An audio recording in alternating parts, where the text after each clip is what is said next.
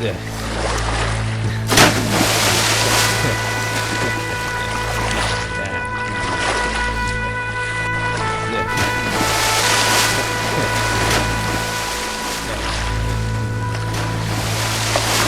Yeah.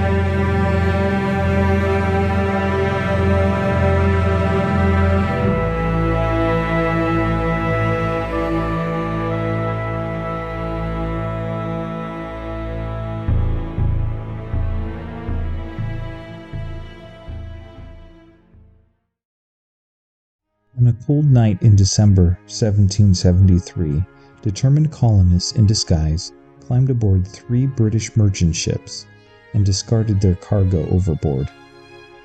Tea was just the vehicle of their message. It was the outward expression of their frustrations with an unyielding empire. The final straw in a long list of perceived abuses by the British government. A government that would not listen to its subjects and asserted the right to rule over them without their consent. This protest in Boston Harbor helped launch a revolution over one fundamental idea: true representation. Today, that battle continues. We obsess over the Electoral College to determine the president. We fight over gerrymandering to control the House. But we are missing the most fundamental question: does representation still work at this current scale? For nearly a century, we have let our representation atrophy. We've watched the People's House become a disconnected proxy. So what happens to a democracy when representation detaches from the population? To find out, let us imagine a classroom.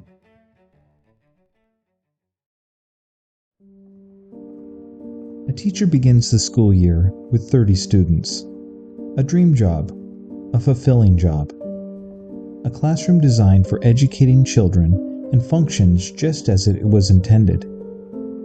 Things are manageable. The teacher knows the students' names, answers questions, gives detailed feedback. Every student is seen. Their struggles are addressed, and learning is abundant. But as the school year goes on, more students keep arriving at the school. The town is growing. 40, 60, 120, 300, 500. For a while, the school responds in kind and hires new teachers and builds more classrooms to keep up with the growing student population. The education outcomes drop a bit, but remains acceptable. The teachers, students, and parents all are satisfied with the experience. Now the school board decides to set a strict cap on the number of classrooms, thus a cap on the number of teachers in the school, believing that the school is adequate to serve the students no matter what occurs in the future. No additional teachers, no additional classrooms. But the student population continues to grow. By mid-year, there are over 800 students in that single class. The teacher hasn't changed. The workload has. Questions go unanswered, papers pile up, feedback disappears. Your number of student needs are too diverse and numerous to effectively address, even under the best of circumstances. Half the class is always feeling upset, even unheard, and mistreated. The small group of vocal students drive the classroom agenda. The more reserved are lost in the corners and give up trying to get help from the teacher. The time each student spends with the teacher is now only a fraction of what it used to be. At this point, the problem isn't that the teacher is doing a bad job. It's that the job itself is no longer possible the way it was intended. Down the hall, the kindergarten classroom has only 15 students. For no other reason than the kindergarten population happens to be that small. Those students each get a large portion of the teacher's attention, experiencing the learning and attention that the other students once had. And then something changes. A few parents with means began offering resources, donations, support, and attention to the teacher in exchange for a little more focus on their child over the others. In a system where attention is scarce, it doesn't disappear evenly. It gets competed for. The others are left ignored. Most students are no longer learning. They no longer have the attention of the teacher, but because they are invisible. The classroom hasn't just grown, it has broken. The teacher faces a harsh reality. No amount of effort is going to change the classroom or the outcomes. There's not enough time in the day to address all of the needs. And at least focusing on those who can do favors for the teacher is the only incentive. At that point, even effort stops solving the problem. The system no longer allows meaningful success.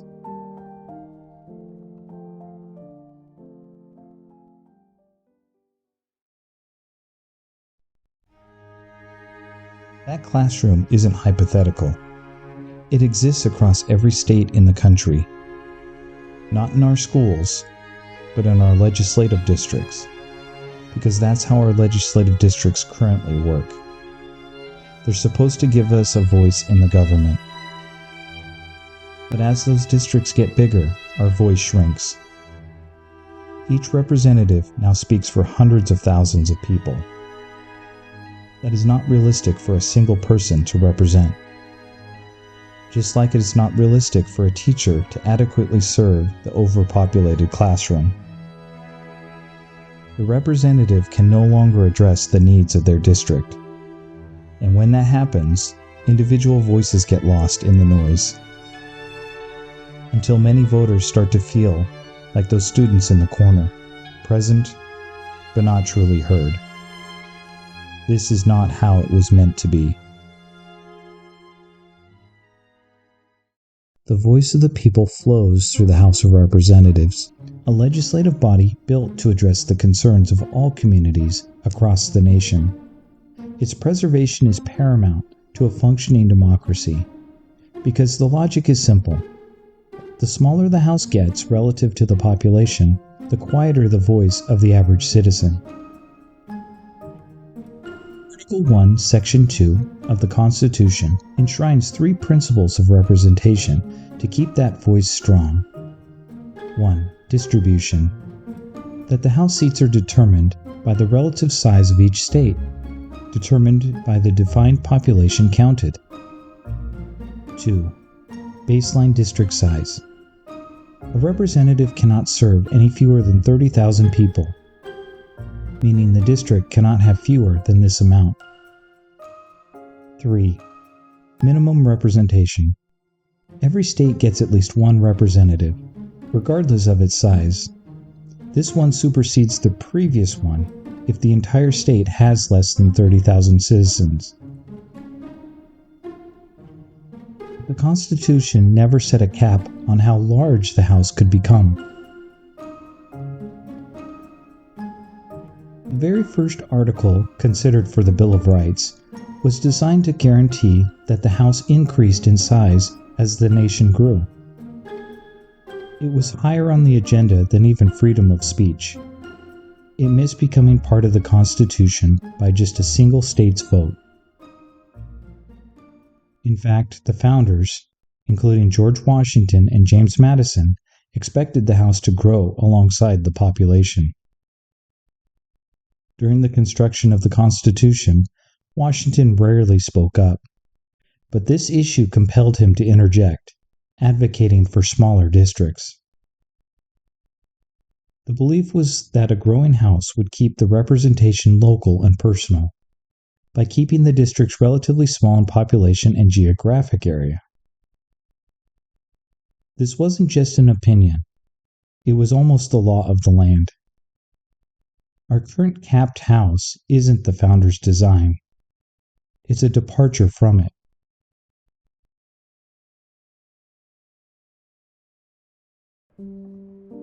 The story of the house begins where you would expect, with everything going according to the founder's vision. From 1791 to 1830, the country was growing, and fast. With new states came new populations, and with new populations, the need for increased representation in D.C.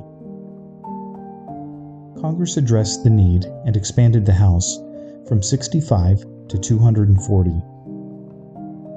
Without a cap on the House, seats were added purely at the discretion of Congress. Congress also adjusted the population to representative ratio to ensure that the House did not contract, keeping existing seats and ensuring consistent growth. The net effect was a seemingly ever-expanding House. The size of the House actually outpaced the overall population growth. It all looked like a perfectly balanced system, but like most good things, this too came to an end.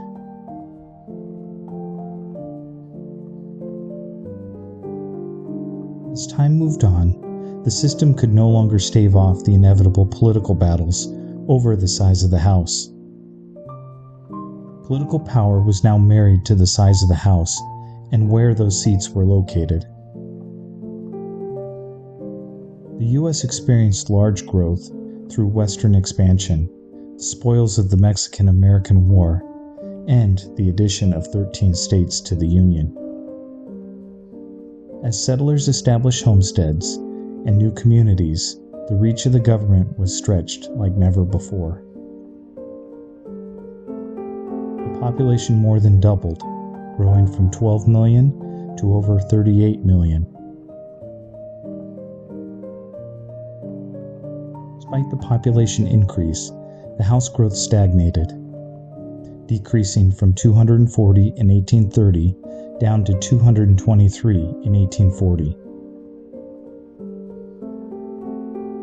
There were more citizens than ever before, but fewer representatives. This occurred for two distinct reasons. First, the population grows every year, but the House adjusts only after every 10 years, after each census. Population was naturally outpacing the House, and for the first time a gap started to appear between the growth of both bodies. Congress compounded this effect by increasing the population cap per district from 32,000 to just over 70,000 in 1842. The math reduced the seats.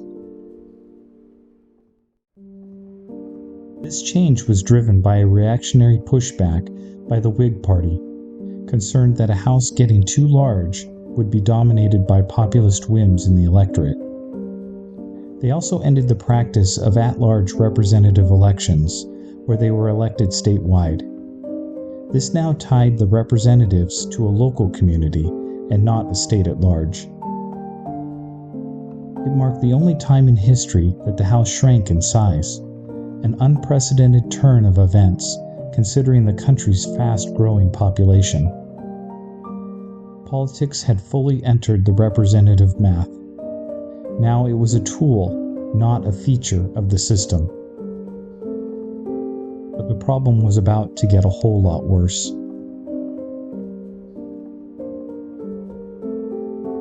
The period from 1870 to 1920 is where the story reaches a climax, as the House size steadily grew from 243 to 433.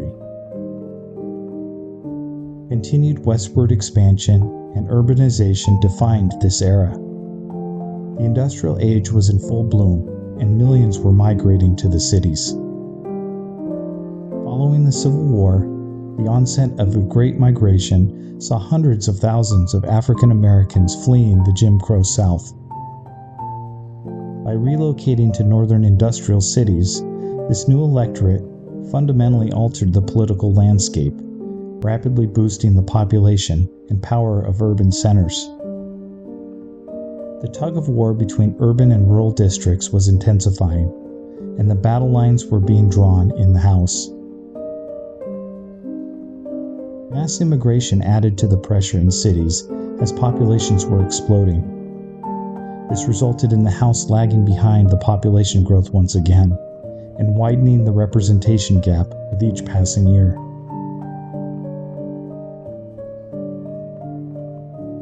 Finally, we come to 1920. The story hit a wall after a political impasse after the 1910 census. Urban and rural tension boiled over as Congress completely ignored its constitutional duty, leaving the 1910 census boundaries in place for the entire decade. In 1929, Congress passed the Reapportionment Act of 1929 that froze the House at this number indefinitely. It was a move by the rural politicians to stave off increasing influence in the urban centers. The number of House seats was growing much faster in urban centers for their comfort. In their opinion, by freezing the size of the House, they could halt the power shift and retain control for the immediate future.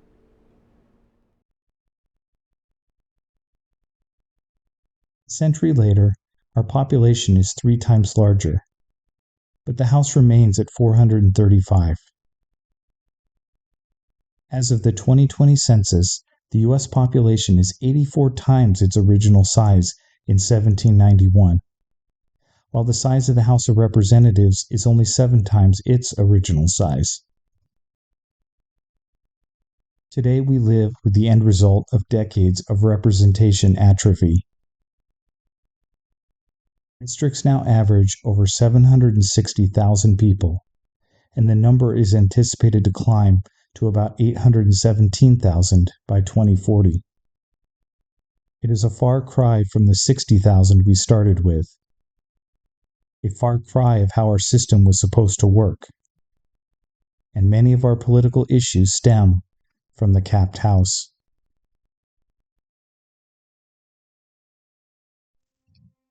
When districts grow unfettered, your representative stops being responsible for a community of neighbors and starts managing a population of strangers. The math of actual representation is striking. If every voting eligible constituent wanted just 1 hour with their representative, it would take over 79 years alone.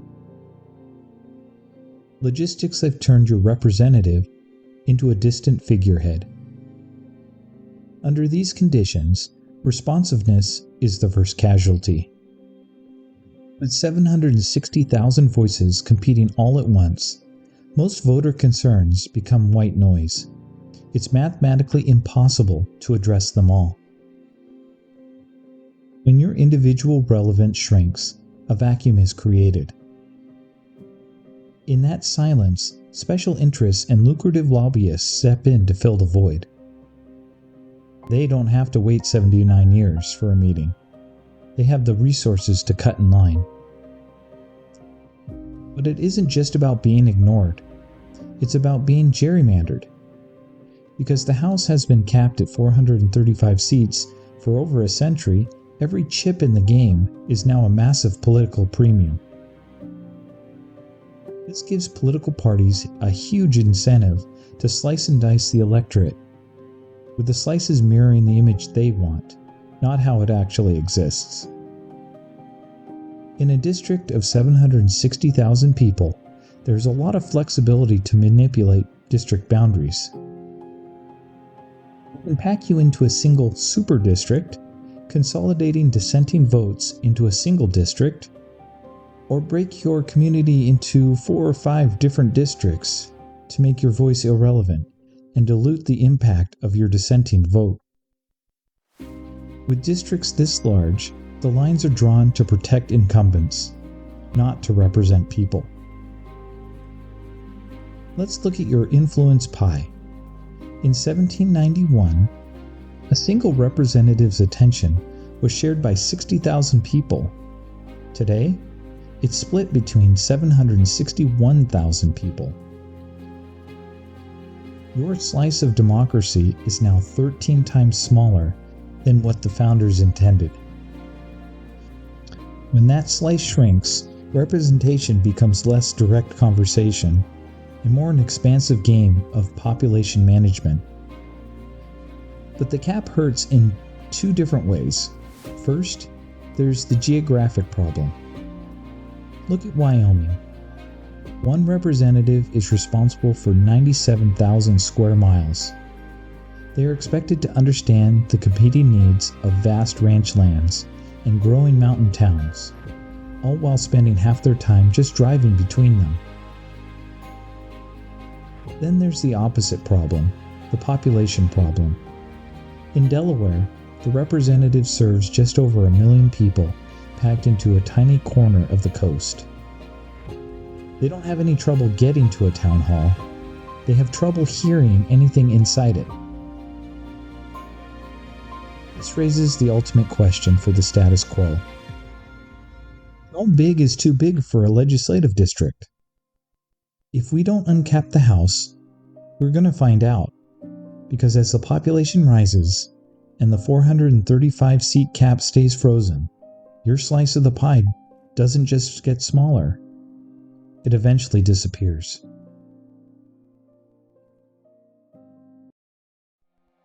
If representation is meant to scale with population, then countries that allow their legislatures to grow should maintain smaller districts and more direct representation. Countries that don't should begin to look exactly like we've just described. The US is not just the worst in this group. The US is an outlier. We have nearly 3 times the population per representative as the next closest major democracy. We've turned our people's house into a house of strangers. In other words, compared to much of the developed world, Americans have far less direct representation in their national legislature. For a country built on the idea of representation, the United States now provides less of it than many of its peers. The Constitution gave us a minimum baseline representation. It never gave us a maximum, and for good reason. Abraham Lincoln once eloquently stated that we have a government of the people, by the people, and for the people. And without meaningful representation, that promise is broken. You may be asking the question at this point, why not fix the issue? That is a good question. All it requires is an act of Congress, otherwise known as a law. That's it. Just a new law passed saying the House is no longer capped and can increase in proportion to the population. Remember, 435 representatives is not set in the Constitution. The process is straightforward. No constitutional amendment, no complex legal process, no supermajority coalition. Just the political will to make a change. Please consider getting involved, either by contacting your legislature or by visiting nocapfund.org to learn more. And to learn more about the history and possible solutions to this problem, check out the other videos in this playlist on those very topics. And please help the channel by subscribing and liking if you want to see more of this content. And until next time, thank you for watching.